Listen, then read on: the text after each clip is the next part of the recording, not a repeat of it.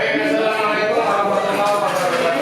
Waalaikumsalam warahmatullahi wabarakatuh. Alhamdulillahirrahmanirrahim. Mari kita selalu bersyukur kepada Allah Subhanahu wa taala karena alhamdulillah hingga saat ini kita masih dalam kondisi sehat walafiat.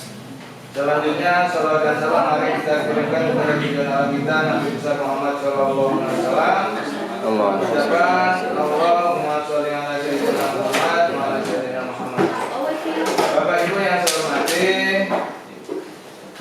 hari ini ada beberapa agenda yang akan kita laksanakan dalam rapat hari ini. Di antaranya yang pertama, melanjutkan kembali materi kita yang kemarin tanggal 20 kita laksanakan, namun masih ada yang belum selesai.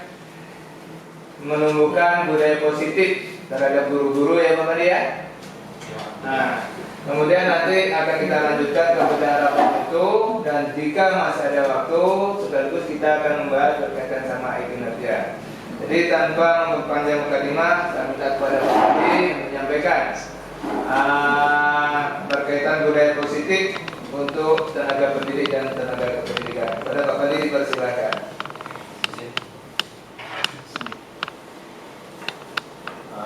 Izin Bapak Ibu, Bismillahirrahmanirrahim. Assalamualaikum warahmatullahi wabarakatuh. Waalaikumsalam warahmatullahi wabarakatuh.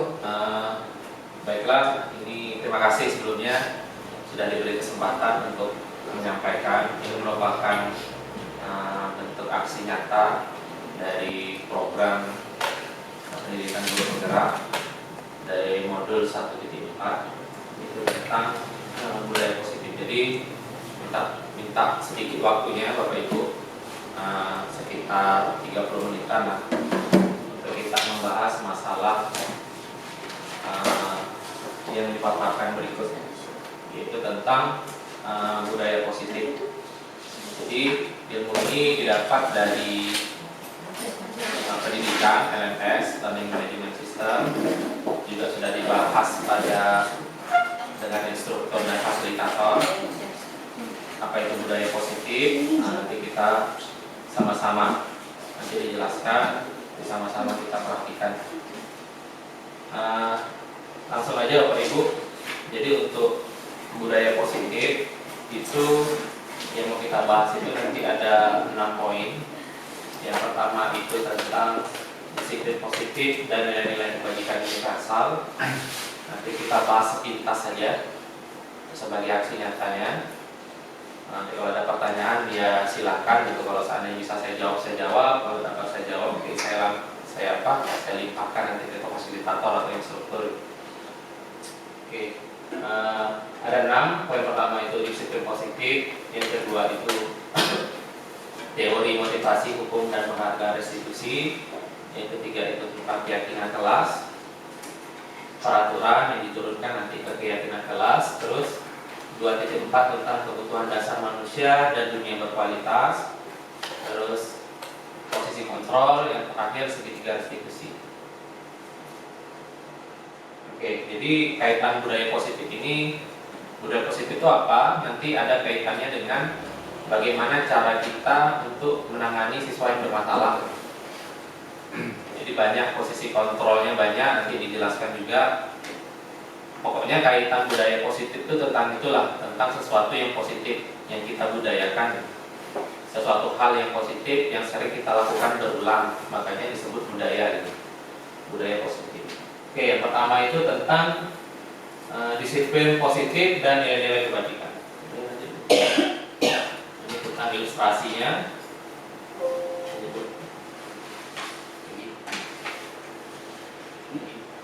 Oke. Ini skema atau bagan dari disiplin positif, di mana disiplin positif itu yang pertama ada pengertiannya ya, pengertian disiplin positif itu apa. Terus dibagi lagi menurut teori kontrol dari Dr. William Glasser ada 4 bagian. Yang pertama, Anda tidak bisa mengontrol orang lain, hanya Anda yang bisa mengontrol diri Anda sendiri. Itu diturunkan di makna disiplin positif. Terus yang kedua itu semua perilaku memiliki tujuan. Jadi siswa melakukan sesuatu itu pasti ada tujuannya. Nah, di situ ada yang namanya teori motivasi. Ada 3 dasar dari teori motivasi. Kenapa motivasi siswa itu berdasarkan apa? Terus bukan siswanya, kita juga, motivasi kita itu berdasarkan apa? Terus ada nilai-nilai kebajikan, yang terakhir keyakinan kelas. Terus untuk yang kedua, model berpikir menang-menang-menang. Terus kolaborasi, konsensus, menciptakan pilihan baru. Di situ ada 5 posisi kontrol. Oke, dijelaskan juga posisi kontrol apa aja. Berarti kalau kita sedang menyelesaikan permasalahan siswa, jadi kita ada 5 pilihan posisi yang bisa kita pilih nanti. Nah, yang disarankan itu yang bagian mana? Terus cara setelah kita mengambil posisi, terus ada langkah-langkahnya. Salah satu langkah yang disarankan itu namanya segitiga restitusi. Jadi segitiga restitusi. Terakhir, kenapa alasan kita melakukan sesuatu itu ada 5 kebutuhan dasar manusia. Di situ ada bertahan hidup, penguasaan, nanti juga dijelaskan. Oke, jadi pembagian disiplin positif itu 4 ini tadi. Dari pengertian, terus teorinya, 5 posisi kontrol dan bagaimana langkah-langkahnya. Yang terakhir itu dasar mengapa orang berbuat sesuatu itu.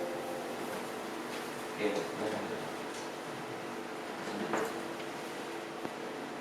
lanjutnya Bu langsung. Oke, yang kedua. Oke, pembelajaran 2.2 tentang teori motivasi, hukuman dan penghargaan, yang terakhir restitusi. Untuk teori motivasi itu ada 3. Berarti kenapa dorongan manusia untuk melakukan sesuatu itu ada 3 dibagi. Yang pertama itu untuk menghindari ketidaknyamanan atau hukuman. Kenapa orang melakukan sesuatu itu? Itu landasan yang pertama itu menurut ini ya teorinya ya. Itu menghindari ketidaknyamanan dan hukuman. Yang kedua, untuk mendapatkan imbalan dari orang lain atau institusi. Jadi orang melakukan sesuatu itu ternyata dasar motivasinya itu salah satunya untuk mendapatkan imbalan. Selain dia takut diberi hukuman, terus mendapatkan imbalan. Yang terakhir, kenapa orang melakukan sesuatu itu karena memang ada untuk menghargai dirinya sendiri. 2 teori motivasi, yang pertama itu karena ketidaknyamanan atau hukuman, terus karena imbalan, itu merupakan motivasi eksternal. Dan 1 motivasi internal atau motivasi intrinsik, yaitu menghargai diri sendiri. Jadi yang mau kita tumbuhkan sekarang, yang ketiga itu motivasi dari dalam diri sendiri.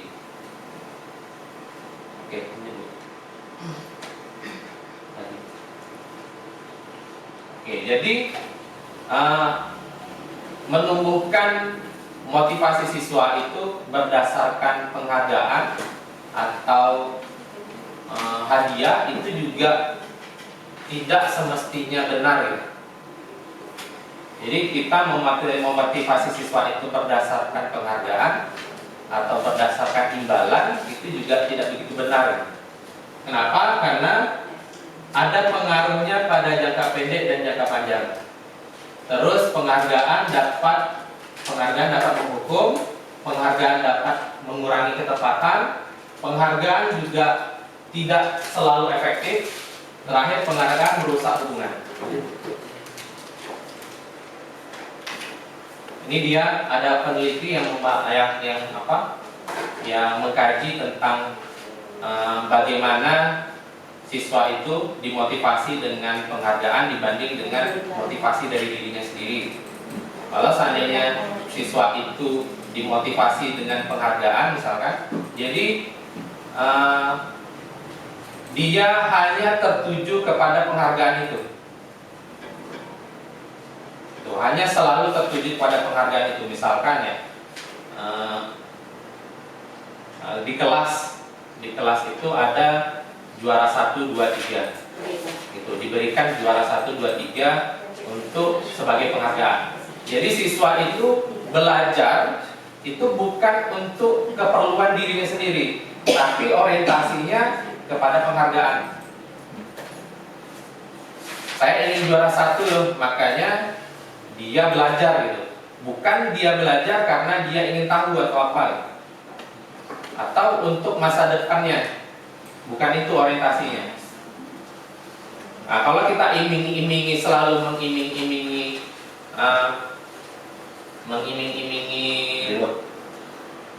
pelajaran, pemberian pelajaran dengan reward atau apa tadi, imbalan, jadi orientasi siswa selalu ke sana. Makanya sekarang itu pemberian juara kelas itu ditiadakan karena ditakutkan itu. Misalkan ya, pemberian juara 1, 2, 3 misalkan. Yang mau ditumbuhkan dari juara 1 itu apa kira-kira Bapak Ibu? Menjadi motivasi bagi yang lain, siswa-siswinya, biar yang Iya. lain bisa mendapatkan juara juga, pengen dapat juara gitu. Nah, jadi kan orientasinya ingin mendapatkan juara, bukan berdasarkan motivasi dari diri sendiri. Juara 1 itu bisa menumbuhkan apa kira-kira? Bangga. Kebanggaan. Kebanggaan, banyak kan, banyak yang ditumbuhkan. Itu kan jadinya seperti abstrak. Nah, kecuali memang bentuk penghargaannya kita berikan bukan juara 1. Misalkan pemberian Nilai. reward atau penghargaan itu berdasarkan untuk menumbuhkan motivasi. Misal ya, siswa A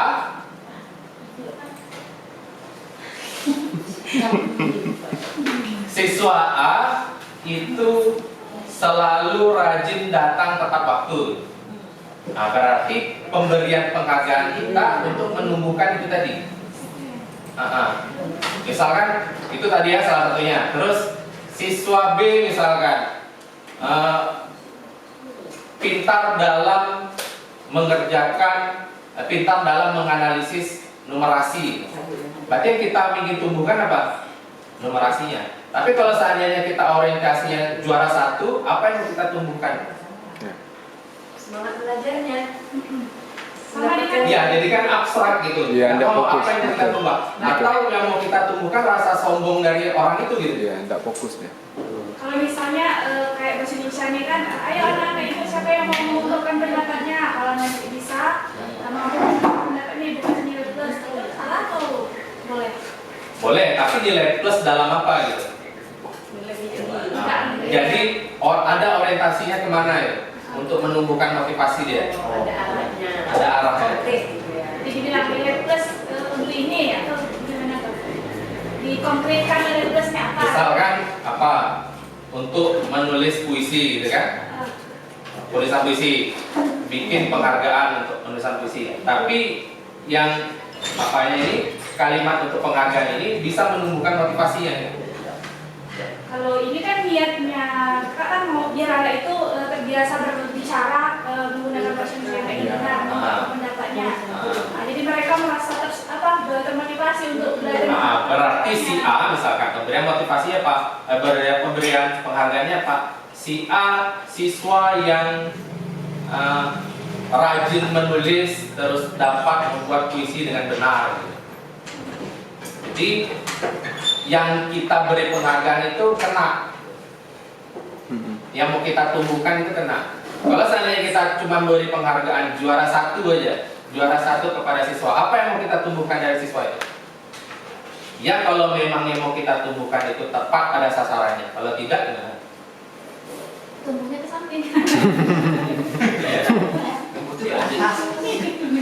Yuk, Pak Pandi, sebentar Pak Pandi. Oh, pertanyaan tadi. Nanti ya Pak, selesaikan dulu ya Pak. Oke. Sabar Pak, sabar. Seru. Kewajiban apresiasi. Oke.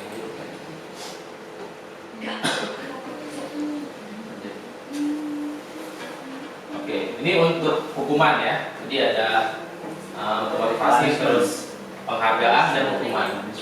Oke, beda hukuman dengan konsekuensi. Oke, coba kita jawab sama-sama. Apa beda hukuman sama konsekuensi? Hukuman sama konsekuensi. Kalau hukuman itu apa? Efek atau dampak dari sesuatu kesalahan yang dibuatnya. Nah, kita jawab ini dulu. Oke. Mencatat 100 kali di dalam buku kalimat, saya tidak akan terlambat lagi karena terlambat ke sekolah. Itu hukuman atau konsekuensi? Hukuman. Oke, hukuman. Catat ya, sama-sama hukuman ya. Yang pertama hukuman. Mencatat 100 kali di dalam Kalau saya konsekuensi sih. Konsekuensi itu. lari baru hukuman. Nah, kalau Saya ada di seluruh hariannya. Oke. Lanjutkan. Lari mengelilingi lapangan basket 2 kali karena terlambat hadir di sekolah. Lari mengelilingi lapangan basket 2 kali karena terlambat hadir di sekolah. Itu hukuman atau konsekuensi? Hukuman. hukuman. Hukuman. Oke ya, catat. Yang kedua, yang pertama tadi hukuman ya. Yang pertama tadi apa? Hukuman. Hukuman. Pertama hukuman. Kedua, hukuman. Hukuman. Oke. Catat jawaban masing-masing. Sama-sama Murid hukuman. diminta untuk push up 15 kali karena tidak menggunakan masker ke sekolah. Hukuman. Hukuman. Konsekuensi. Hukuman. Hukuman. Ya, contohnya ya, ada hukuman, ada konsekuensi ya. Oke. Menggantikan kertas tugas teman yang telah dicoret-coret itu hukuman atau Konsekuensi. Hukuman. Ada apa lagi? konsekuensi atau hukuman? Konsekuensi. Konsekuensi. Saya bilang hukuman. Coba bilang hukuman. Konsekuensi ya. Konsekuensi.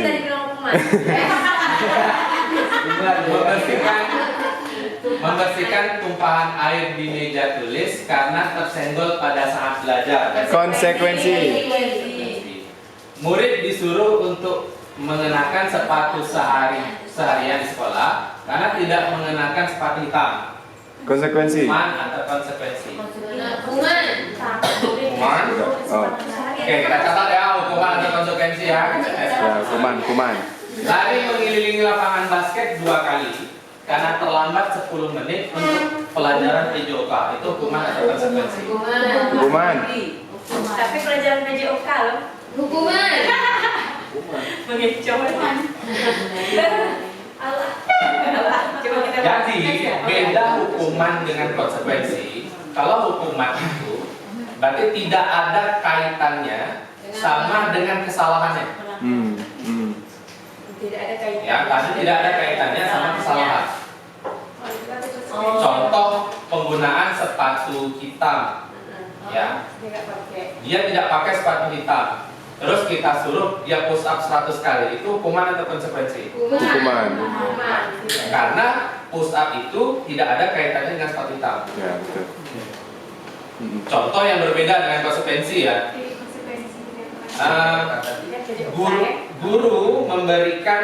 Guru menyuruh siswa untuk meminjam sepatu atau kembali ke rumah untuk mengambil sepatu hitam sebagai bentuk apa tadi? Itu konsekuensi atau hukuman?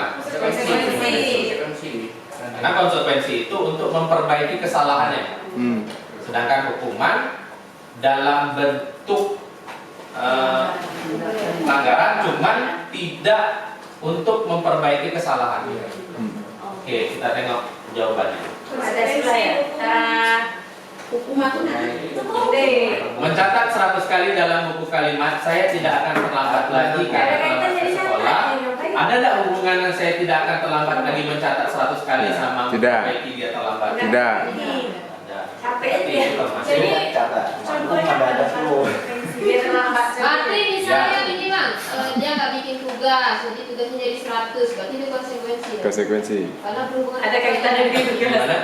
kan pelajaran IPA misalnya, dia nggak bikin tugasnya. Dia tidak bikin tugas. Aku bikin tugas kamu sebanyak 20 lembar misalnya. Ya, Misalkan konsekuensi. dia kalau kayak gitu bisa gini, jangan dikasih waktu istirahat sampai tugasnya itu diselesaikan sama dia. Ya, Enggak, kalau konsekuensi. misalnya anak maunya 20 lembar, kamu Konsekuensi, itu konsekuensi. itu hukuman. Konsekuensi. Ada enggak untuk yang 20 itu untuk memperbaiki ini tadi enggak? Pasti. Nah ya kalau itu berarti Konsekuensi ya. Tapi misalnya Apa kan, di? kalau misalnya kan tugas LP itu cuma 5 soal. Iya. Tapi ini suruh buat 20 lembar tapi dengan soal yang sama, itu juga hukuman dia Hukuman tuh, itu hukuman tuh. Bukan konsekuensi. Kalau Hukuman. bukan kalau tujuannya bukan untuk memperbaiki kesalahan, kita untuk mendera anak misalkan, Ya, itu masih itu hukuman. Itu makanya itu pertanyaan saya. Tapi kalau 20 soal misalkan 20 soalnya berbeda, terus niatnya untuk memperbaiki kesalahan ini, Itu konsekuensi itu. Kenapa, Pak? Ya. Saya lagi. Kalau berdasarkan Ndak, Saya ndak, tidak ndak. bahas perbedaan konsekuensi sama hukuman, saya tidak mau. Yang saya menjadi pertanyaan saya, kalau seandainya konsekuensi sudah tidak bisa mampu merubah dia, apakah mungkin hukuman harus Nah, itu nanti kita bahas tentang posisi kontrol. Oh iya, dan Ya kan, tadi kan Bapak ini bilang konsekuensi untuk merubah. Ya kan? Itu nanti kita Kalau bahas. seandainya konsekuensi tidak mampu untuk merubah, macam mana itu? Oke, itu nanti kita bahas di posisi kontrol. Ada trik anu ini. Seru, seru, seru. Oke, tadi dari tengok ya, coba yang push up tadi. ini. Nah, ini. Lari keliling lapangan basket 2 kali karena terlambat 10 menit untuk pelajaran PJOK. Itu ternyata konsekuensi. Konsekuensi. Pertama itu pemanasan. Ya. Siswa itu tidak pemanasan kan? Jadi disuruh lari keliling lapangan, berarti itu konsekuensi. Ya. Kan seperti itu. Oke. Lanjut ya, Pak. Murid disuruh untuk tidak mengenakan sepatu seharian di sekolah karena tidak mengenakan sepatu hitam. Konsekuensi. Itu termasuk hukuman. Oh, hukuman ya? Oh, saya. Seharian karena tidak merubah itu. Jadi solusinya gimana nih kalau ini? Kira-kira? Tadi kayak Bapak bilang, ambil Coba deh. sepatunya. Bapak ambil sepatu. Balik ambil Ya, sepatu. pinjam sepatu. Atau pinjam sepatu teman. Kayak polisi lah. Berarti memang disarankan pemberian konsekuensi biar memperbaiki kesalahan. Kalau di polisi hukuman Ya, jadi pertanyaan saya kalau kesalahan itu selalu baik dengan konsekuensi itu. Dia dia polisi. Kembali ke materi pertama. Tapi saya menekankan pada anak-anak memberikan hukuman. Kalau saya sudah duduk dan kelas sudah disiapkan selesai baca doa kamu baru masuk, maka ambil posisi 20 menit. Alhamdulillah ketika saya duduk, anak-anak itu sebelum dari jauh mereka dan lihat kemudian mereka lari. Menurut saya konsekuensi apa hukuman? Dan menurut Kalau menurut teori teori hukuman kan? Tapi ternyata bisa berdampak positif. Oke, nanti kita- Tapi motivasinya apa dulu, Kak? Nah, motivasinya karena takut, karena tekanan, atau karena dari diri? Diacak sih tekanan atau Iya, itu makanya yang diinginkan itu kan dari diri. Yang diinginkan dari diri. masalahnya manusia juga berubah ketika ditekan, bukan karena ingin diri dari Itulah, menumbuhkan itu. PR kita kan menumbuhkan itu. Oke, jawab Ibu. Oke, lanjut. Seru, Jadi seru, kita bahas seru. lagi nanti pertanyaan dari Siti, pertanyaan dari Pak Kayo, dan kita jawab. ya jadi sengaja. Oke, lanjut. Apa benar apa kita cancel dulu? Oke, apa itu restitusi? Tadi kan ada teori motivasi, penghargaan dan hukuman, terus ada restitusi. Restitusi itu memperbaiki kesalahan. Restitusi adalah proses menciptakan kondisi bagi murid untuk memperbaiki kesalahan mereka. Restitusi itu adalah memperbaiki kesalahan.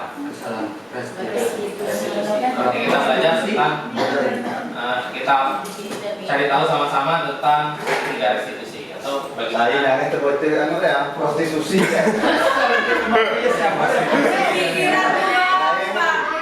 Lain beda dia. Karena mulut kita aja. 9 ciri-ciri restitusi bukan untuk menebus kesalahan, namun untuk belajar dari kesalahan. Memperbaiki hubungan. Jadi tadi ada perbedaan restitusi sama Hukuman. restitusi sama apa? Enggak, sebelumnya restitusi sama konsekuensi. Kalau konsekuensi itu sesuatu harus terjadi, kalau restitusi itu merupakan pilihan.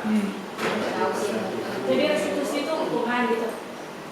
Kita memilih Memperbaiki kesalahan. Jadi kita nanti memberikan pilihan. Oke Bu, lanjut. Ini boleh nanti dibaca di sini lagi. Ya. Unggulan dari keyakinan kelas. Oke. Oke, lanjut. Oke, keyakinan kelas itu turunan dari peraturan kelas.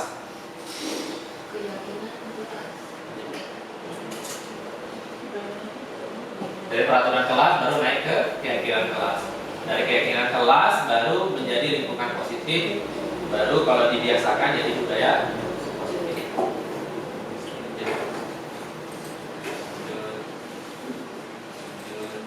Oke, ya, coba. Selalu kembalikan buku di tempatnya. Kira-kira keyakinan kelas yang bisa dibuat apa? Bertanggung jawab. Kalau keyakinan kelas berarti satu kalimat, satu kata, satu atau dua kata yang mewakili dari peraturan itu. Rasa tanggung jawab. Iya, tanggung jawab. Rasa tanggung jawab. Tapi untuk selalu kembali buku ke tempatnya itu menumbuhkan keyakinan kelas, rasa tanggung jawab. Oke, kalau untuk dilarang mengganggu orang lain, Toleransi. toleransi boleh. Apa lagi? Menghormati sesama, menghargai, Berkebinekaan. Berkebinekaan global.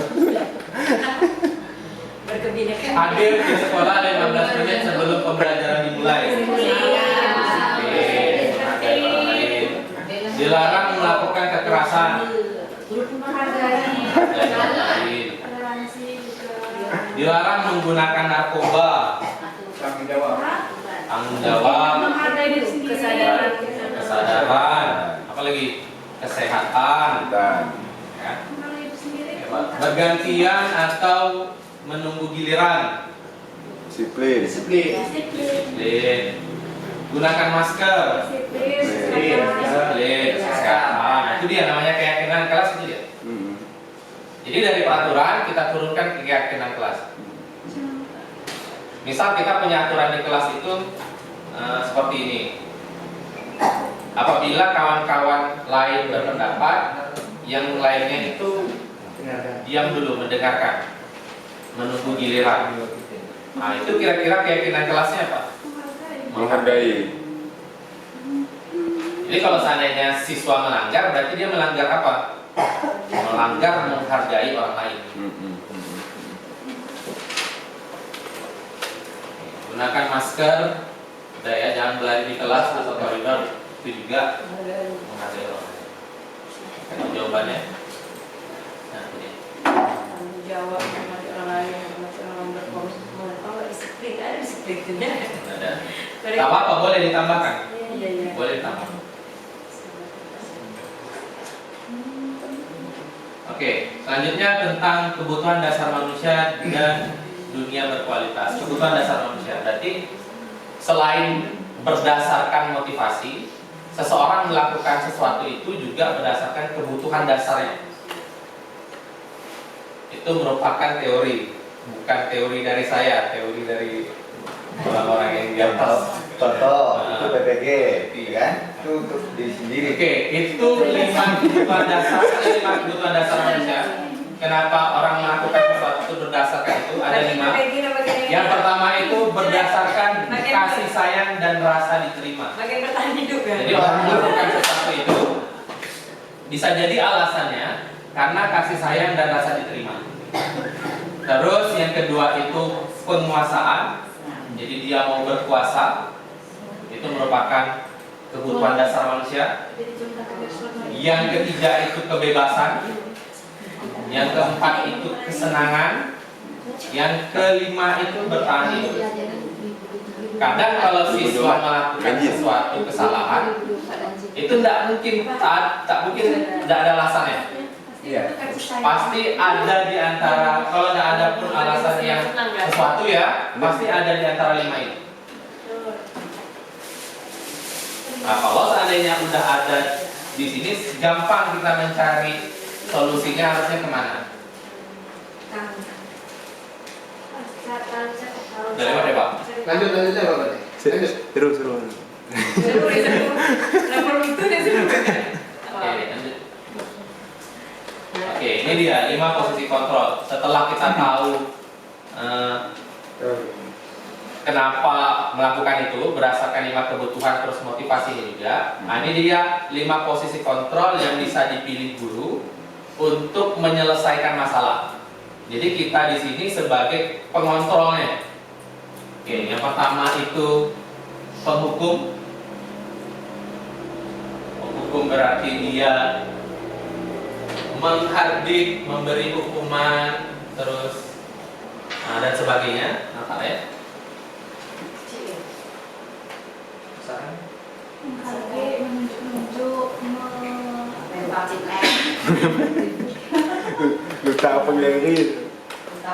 Menghardik, menunjuk-nunjuk, menyakiti. menyindir. Oh, itu Nanti kalimat-kalimatnya kalau kamu tidak melakukan, awas dia rasakan. Hasil memberontak, menyalahkan orang lain, berbohong. Ya. Terus posisi yang kedua itu pembuat rasa bersalah. Jadi guru di sini Kecewa saya. membuat siswa itu seolah-olah merasa bersalah. Itu kadang sering dipakai. Nanti kalau seandainya kamu tak mendengarkan kalimat ibu, nanti ibu dipanggil, misalkan nanti ibu dipanggil kepala sekolah, nanti ibu dimarahi kepala sekolah. Jadi kan dia merasa bersalah. Nah, itu dia posisi yang kedua. Ya suka ya. Posisi yang ketiga itu posisi teman. Posisi teman. Posisi teman. Sering juga nih. Iya. Ya. Maksudnya kamu gak mau? Dampak pada murid posisi teman, ternyata yang teman ini tak juga selamanya bagus itu. Karena ada dampaknya. Dampaknya apa? Lemah, tidak mandiri, dan selalu tergantung. Karena udah diterapkan sendiri kan. Misalkan saya sendiri untuk anak-anak opsi sama TTG. Anak-anak opsi sama TTG itu ya cuman menghargai kita aja. Ya. Sama guru lain belum tahu. Nah, itulah lemahnya posisi teman.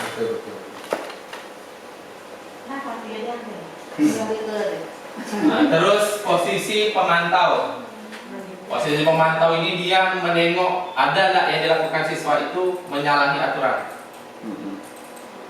Kayak jadi guru piket ya. Nah. Pernah Menghitung ciri-cirinya itu menghitung dan mengukur, terus menitik beratkan konsep apa ya dampaknya, menitik beratkan pada sanksi atau hadiah untuk dirinya.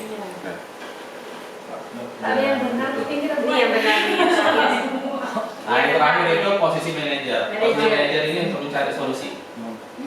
Manajer. Jadi bukan kita yang menawarkan, bukan kita yang memberikan solusi, tapi kita meminta siswa untuk mencari solusi. Jadi solusi sendiri. Nah, itu posisi manajer. Yang paling disarankan memang posisi manajer. Cuman tak semestinya setiap kondisi itu ya selalu pakai manajer. Itu. Bisa jadi sesuatu apa ya bisa jadi kita pakai posisi penghukum atau posisi merasa bersalah. Cuman yang paling disarankan memang lakukan dengan posisi manajer. Nah, untuk bagaimana posisi manajer kemarin sudah saya share di YouTube. Nah, itulah yang dipraktekkan. Nah, itu dia salah satu contoh bagaimana menerapkan posisi manajer. Nah, cuman maklum aja lah, bukan artis ya Bapak Ibu, agak kaku memang. Nah, kayak gitulah, itu salah satu posisi kontrol. Coba boleh di Aku kan. mau ditonton. Oh iya boleh. Iya boleh. Mana Nah, dia? ini salah satu posisi. Oke. Atau apa aja lah, nanti nonton sendiri aja lah ya. Ya, ya. Nah, sendiri aja. Karena udah nonton. Ada like. Udah subscribe belum? Udah. Like. Saya udah like, Pak. Subrek. Subrek.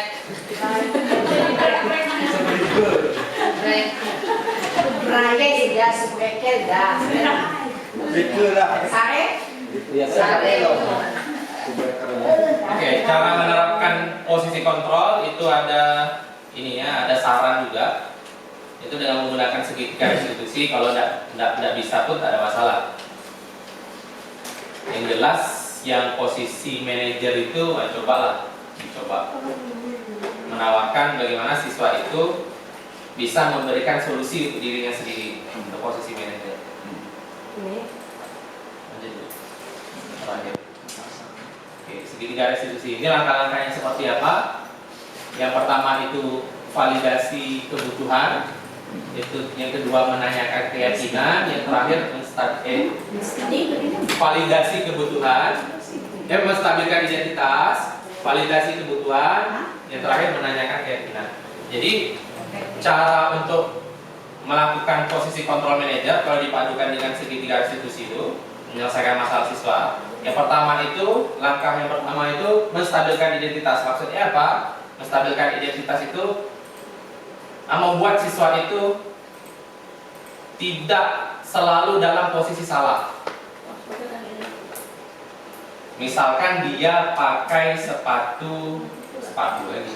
Apa ya contohnya? Pakai baju lah. Itu baju. Bajunya keluar. Ya itulah. Bajunya keluar. Kita tanyakan dulu untuk menanyakan identitasnya dulu. Kenapa sampai bajunya keluar? Nah, ini Pak panas Pak, atau bajunya sempit Pak. Oke, nah kita kuatkan dia. Kuatkan karena tak setiap orang tak setiap orang itu selalu berbuat benar, pasti pernah berbuat salah gitu. Saya juga pernah merasakan kalau baju saya sering keluar, atau saya juga dulu waktu SMP bajunya keluar, cuman karena apa? Karena ini merupakan peraturan sekolah, jadi masukkan baju sering ditegur atau apa gitu. Nah itu salah satunya untuk menguatkan dia dulu. Terus langkah yang kedua apa? Memvalidasi kebutuhan. Validasi kebutuhan. Jadi dia melakukan itu kan karena apa? Karena panas misalkan. Oke, karena panas ya. Nah, cari validasi kebutuhannya apa? Jadi bagaimana caranya supaya supaya badannya tak panas lagi kalau pakai baju masuk ke dalam tak panas lagi. Misalkan dengan menggunakan kaos dalam, seperti itu. Atau kalau misalnya sempit, cari baju yang agak longgar. Gitu. Terus menanyakan keyakinan kelas. Yang terakhir menanyakan keyakinan kelas. Nah di situ kita tanyakan biar dia juga tahu kalau apa yang dilakukan itu salah. Kadang kan siswa kalau udah kita gitu kan dia tidak sadar kalau dia salah. Kita harus tanyakan kalau kamu itu betul sadar nggak kalau kamu itu melakukan kesalahan. Dengan mengeluarkan baju itu sadar nggak kalau itu merupakan melanggar peraturan. Kayak gitulah kira-kira. Dan itulah merupakan langkah dari segitiga restitusi dipadukan dengan posisi posisi manajer karena menanyakan solusi tadi. Lanjut.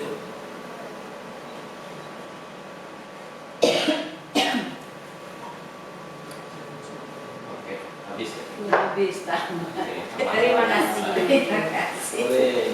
Oke lah, itu kira-kira Bapak Ibu lebih kurang lah apa yang didapat. Memang tak dapat menjelaskan secara utuh karena memang itu bukan itu keahliannya, karena ini memang keahlian karena ini kan termasuk pembelajaran psikologi ya, psikologi dari anak, memang bukan keahliannya di situ, cuma itulah yang kami dapat, kurang kami dapat.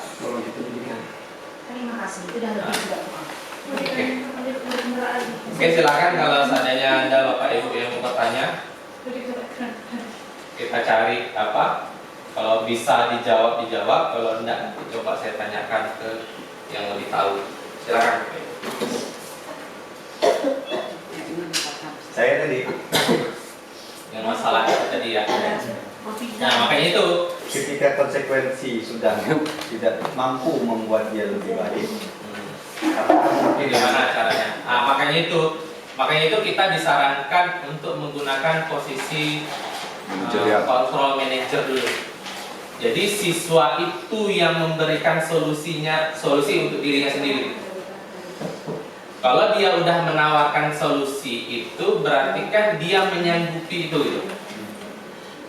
Nah, kita lihat dulu. Kalau udah bisa, berarti kita gunakan posisi yang lain.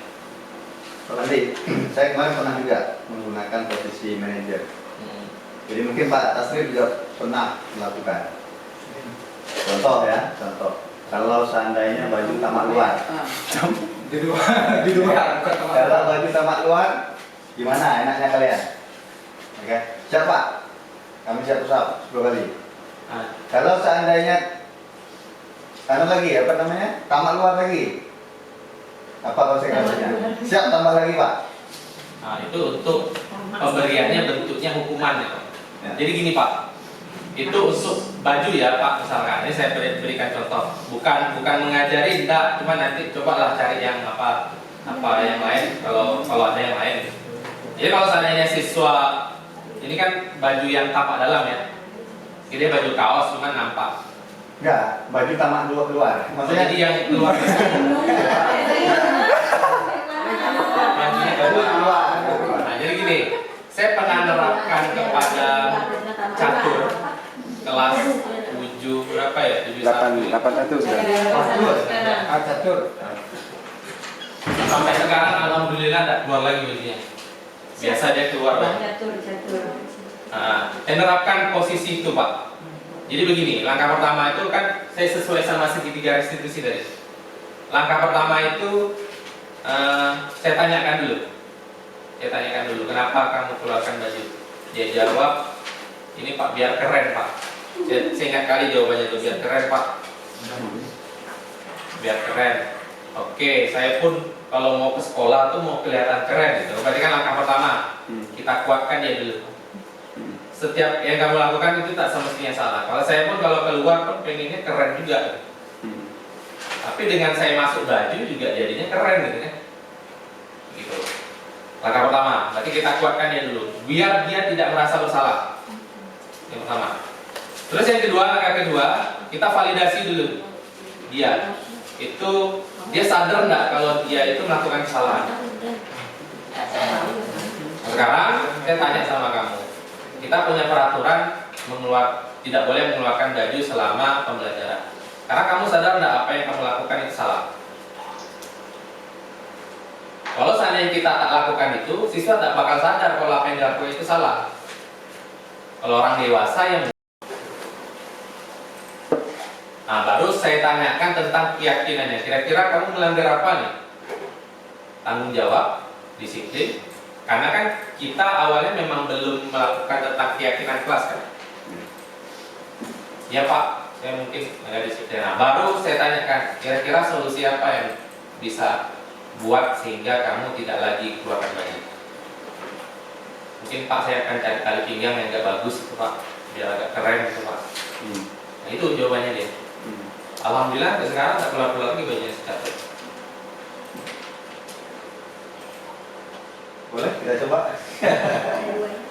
Saya nyobakan sama 2 orang sama si Yogi itu, nyobakan juga. Nah, cuman tak tengoklah nanti macam mana. Yogi Tapi kalau gimana? saya tak bisa Yogi gimana, Pak? dengan itu, ya berarti kan dengan posisi kontrol yang baik. Kalau saya gini Pak Panji, kalau saya Ya, Pak. saya kan menerapkan seperti yang Pak ya itu. Saya kebetulan disebut kadang-kadang bilang harimau dan sebagainya. Ketika saya hukum Pak Pandi dengan konsekuensi umpama nggak baju keluar terus tadi, jadi yang lain itu juga lihat, oh awas Pak Tasrif, baju harus masuk dalam. Nah gitu ya jadi efeknya ke orang Nah, lain. itulah posisi teman tuh Pak. Nah, itu sebenarnya baik Pas tiba dengan Pak Tasrif, oke sama saya nanti dia keluar lagi bajunya.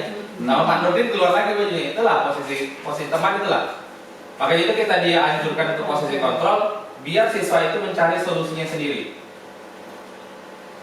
Kalau nggak mempan juga ya mau tak mau kita menggunakan posisi penghukum atau apa, atau merasa bersalah atau posisi teman.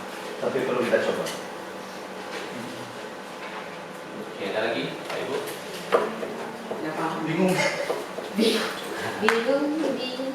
Memang iya Pak, memang kayak gitu memang. Kita tak perlu pungkiri memang ya kondisinya memang seperti itu. Memang seperti itu, betul apa yang dibilang Pak Tasrif itu betul, memang kondisinya seperti itu. Cuman apa salahnya kalau kita coba dulu? Ya, ada salahnya kita coba. Ya Pak Tasrif, apa tak juga? Memang. Anak tu mengenal dia hilang leh, Iya. Nagi kantin tadi Odi, kenapa ke?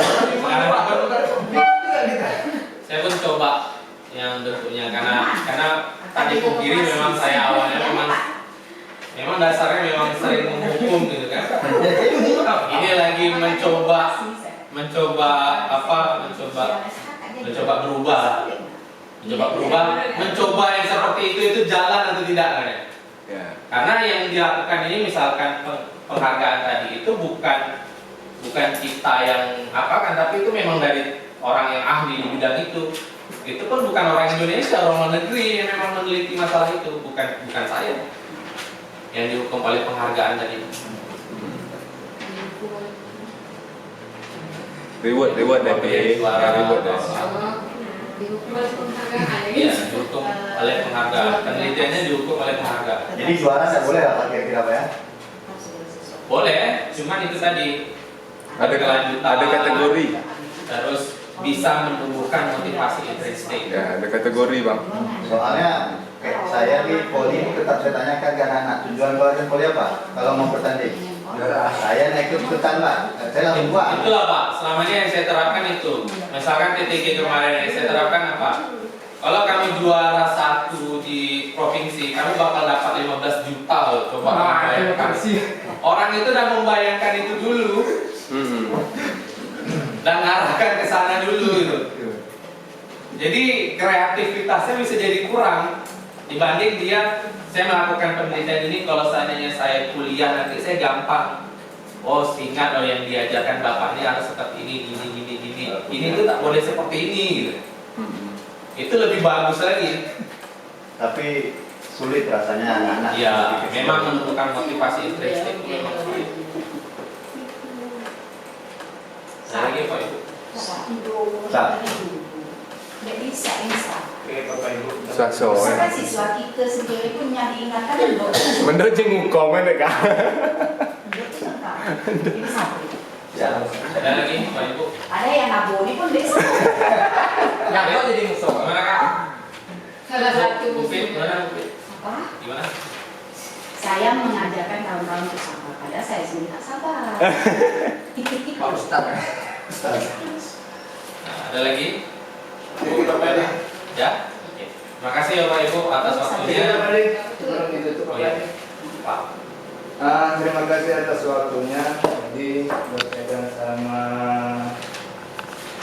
motivasi tadi, memang saya sempat cerita juga berkaitan waktu saya berangkat ke Batam di 2 Natuna ini sudah tidak menggunakan lagi juara 1, 2, 3. Makanya waktu saya membeli piala memang sempat ada yang mengkritik. Cuma saya berpemikiran begini, mungkin kalau memang siswa sendiri sudah arahnya positif, nggak terlalu susah kita menuju ke motivasi intrinsik. Tapi kalau siswanya sendiri masih jauh dari itu, kemungkinan akan lambat kita sampai ke tujuannya. Salah satu contoh yang kita rasakan dan adanya undang-undang perlindungan anak sajalah kita rasakan sama-sama. Kalau memang anak itu sudah baik, mayoritas sudah baik, mungkin itu ada masalah. Tapi kenyataan yang terjadi di Indonesia ini itu kan jadi momok buat kita semuanya, terutama pendidik. Karena apa? Antara teori yang diatur itu dan yang di lapangan jauh berbeda gitu. Ini yang jadi beban buat kita semuanya.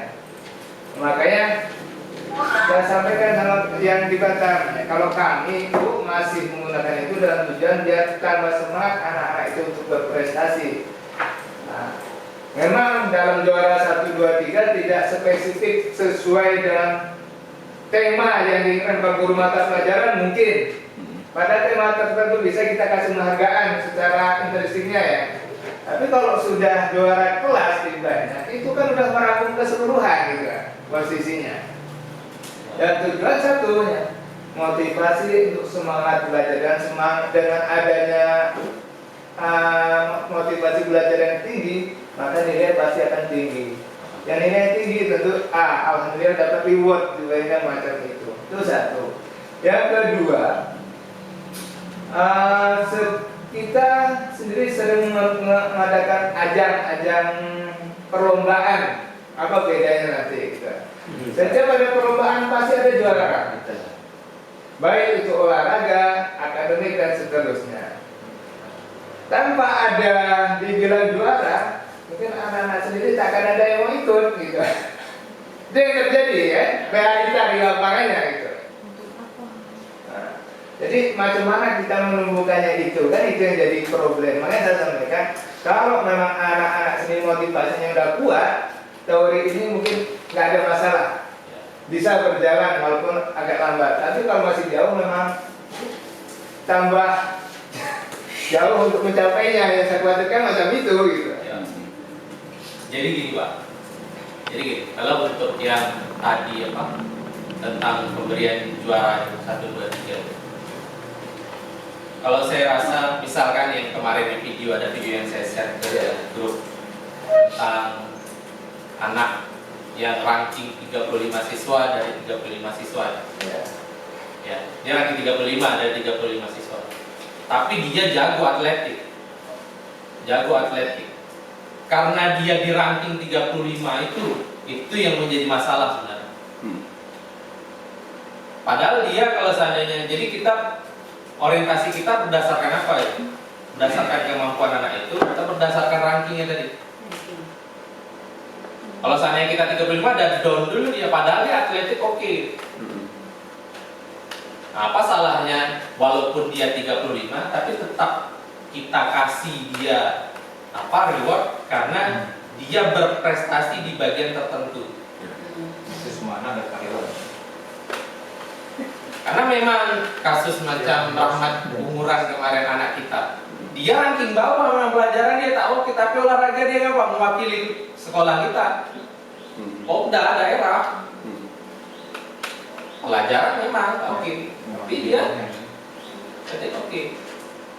Berarti kita tinggal merubah budaya kita bahwasanya kita ini kan Ada yang juara pasti akademik yang kita lihatkan di sini. Mungkin nanti pas juara kita nggak hanya kategori akademiknya aja. Kalaupun kita juara 1, apa yang mau kita tumbuhkan di situ? Rasa sombongnya dia kan? Orientasinya kemana gitu. Atau apa? Enggak arahnya lah. Iya. Nanti Iya. pas misal penerimaan raport itu Iya. nggak hanya juara di akademiknya aja. Oh ini loh orang yang Iya. dapat di bidang akademik. Juara 1 Kita tonjolkan nggak ini juara 1 di bidang atletik mungkin Iya. bisa kayak gitu. Ya, Seperti itu. juara 1, 2, 3 yang di kelas itu tetap atau tidak? Kalau Nopi tetap sih karena itu Nah, di bidang akademiknya kalau Nopi. Itulah tadi. Juara 1, 2, 3 itu untuk menumbuhkan apa? Orientasinya kemana gitu. Orientasinya kemana? Ya kalau memang orientasi kita tepat, dia itu untuk menumbuhkan supaya dia lebih giat lagi. Kalau yang tumbuh itu rasa sombong gimana?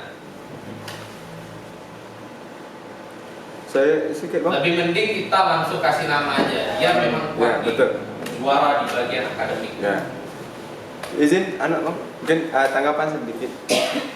Kalau kita lihat dari budaya yang ada di sekolah kita sebenarnya telah sudah mulai ini sebenarnya karena kita ada yang anak terajin gitu kan, anak-anak terapi gitu kan. Berarti kan orientasi mereka kan di situ. Makanya sudah mulai terarah. Cuman paling ke depan untuk 1, 2, 3 tadi yang macam ya yang juara 1, 2 juara kelas tadi mungkin lebih kita temakan orientasinya. Ya, Itu spesifikkan. Karena spesifikkan itu yang mau kita tumbuhkan dari mungkin saya rasa gitu. Kalau macam yang olahraga misalnya kan, siapa yang berprestasi di bidang olahraga kita beri reward. Nah, berarti orientasi mereka ke olahraga. Per mata ya. Karena memang dibilang sama instruktur iya itu, bisa jadi sih, per mata. sekolah itu bukan untuk ajang lomba-lombaan siapa yang paling bagus, tapi semuanya ikut jadi pembelajar. Bang, izin bang. Berarti pemetaannya kayak gimana tuh nanti tuh bang? Maksudnya apakah kita bikin kategori atau memang kita lihat perkembangan dalam 1 semester? Oh ternyata anak ini dia ikut opsi kemarin misalnya. Berarti kan itu kan mendadak tiba-tiba pas penghargaan reward mereka dapat reward opsi. Ada yang misal lomba puisi misal kayak kemarin kan. Pas pembagian raport mereka dapat reward piala karena sudah mengikuti kompetisi atau kita sudah tentukan dulu di awal nih. Itulah yang asesmen untuk itulah yang dikembalikan kepada masing-masing. Sama bagusnya. Karena kan ini terduga nih, kadang-kadang prestasi anak ini kan ini terduga. Juara 1, 2, 3 juga ada masalah juga kan. Yang penting, nah itu tadi. Enggak sedikit Pak Fandi. Ya Pak. Jadi memang dalam motivasi ini sudah, kalau kita lihat di sekolah kita ada hampir Ya. mendekati. Sempurna tidak ya, Ya, betul. tapi mendekati.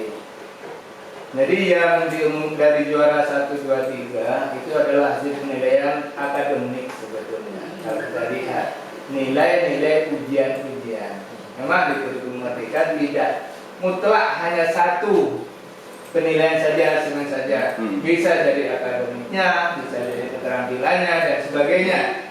Nah, makanya yang diumumkan juara 1, 2, 3 itu di bagian akademik. Dan saya yakin guru-guru pun sudah menimbangkan semuanya. Oh, dia ada kemampuan di bidang apa dan sebagainya. Bukan nilai hasil ujian tok, kan begitu ya? Iya, Pak. Pasti udah ada tambahan-tambahan baik itu aktifnya kah, apakah absennya kah, kehadirannya dan sebagainya, udah terangkum di situ. Makanya dimasukkan ke dalam akademik juara 1, 2-nya berdasarkan dari nilai rapot. Walaupun di rapot itu tidak ada itu motivasi. Kemudian bagi yang punya prestasi lain yang mungkin bisa jadi kita pun sudah merangkum juga berkaitan sama itu. Ya, ada yang sebagai motivasi yang paling rajin, kehadirannya tujuannya apa? Itu ribut untuk menambah motivasi kepada dirinya dan siswa-siswa yang lainnya. Kalau dia paling rajin, paling rapi, ada rewardnya, kan begitu. Termasuk yang di bidang prestasi. Prestasi pun ya mungkin selain non akademik, mungkin ada prestasi yang lainnya. Walaupun nanti akan dibandingkan keseluruhannya bukan per kelas. Jadi karena ini nanti akan larinya ke kebijakan berkaitan sama juara 1, 2, 3. Memang tak ada sempurna, reward ini tergantung dari sisi mana kita memandangnya. Sebagaimana saya sampaikan dari yang awal tadi, kalau memang semuanya sudah oke, motivasi itu nggak perlu lagi sebetulnya. Kalau lah oke, karena apa? Minatnya sudah ada dari dalam. Tapi sekarang gimana kita memancing yang dari dalam itu bisa muncul, ini yang berat. Iya, motivasi intrinsik itu memang susah, Pak. Memang kalau memang tak betul-betul itu kena atau dibutuhkan sama dia, motivasi intrinsik itu memang susah. Susah, memang sangat susah. Dan Novi rasa benda itu Bang tak bisa hanya dari lingkungan sekolah. Rasa Novi lah, ini kan yang meneliti kan orang luar kan.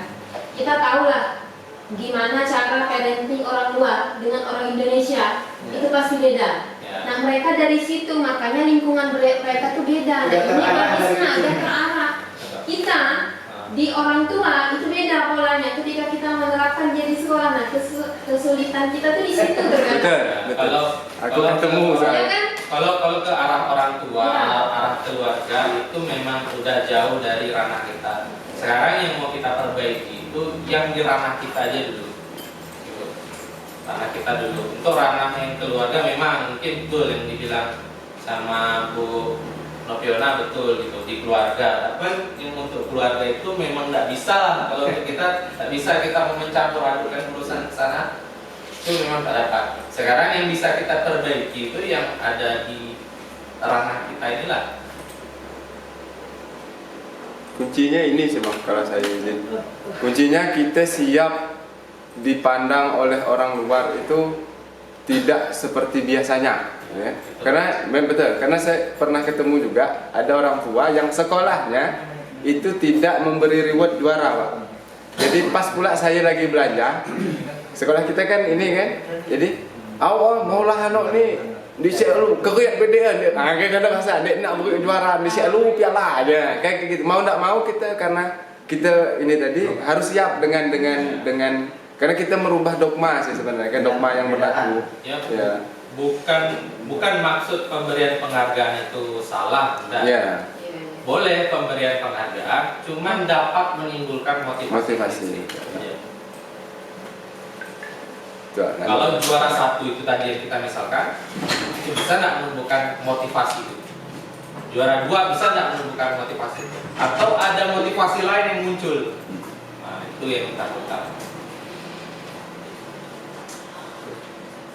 Kalau kita sudah solusi dari apa itu dengan mengadakan seperti itu, Jadi udah jelas yang mau kita tumbuhkan motivasi yang ini, biar dia kuat di sini. Oke, Pak.